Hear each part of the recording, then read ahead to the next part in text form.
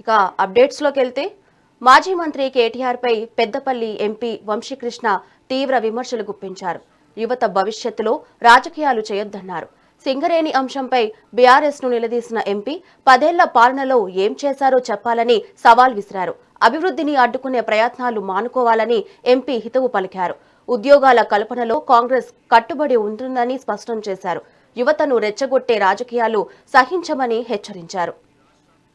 తెలంగాణ రాష్ట్రంలో కేటీఆర్ గారు మతి ఉండి మాట్లాడుతున్నారా, మతి లేకుండా మాట్లాడుతున్నారా అని చెప్పి ఈ రోజు వారిని ప్రశ్నించక తప్పదు. యువతని తప్పుదారిలో తీసుకెళ్లే ప్రయత్నం ఏదో చేస్తున్నారు. ఖబర్దార్ కేటీఆర్, సింగరేణి కార్మికుడు గాని మన తెలంగాణ ప్రజలకు గాని ఏ ఒక్కరికైనా మీ చిల్లర చేష్టల వల్ల హాని జరిగితే మేము ఊరుకోము. 10 సంవత్సరాలు ఈ రాష్ట్రంలో మంత్రిగా ఉన్నది ఎవరు? కేటీఆర్ గారు. మీరు కాదా? చీఫ్ మినిస్టర్ ఎవరు? మీకు తెలియదా? మీ సొంత నాయన కాదా? మరి అట్లాంటప్పుడు సింగరేణి కష్టాలు ఏదైతే ఉన్నాయో గత 10 సంవత్సరాలు మీరు కల్లారా చూడలేదా?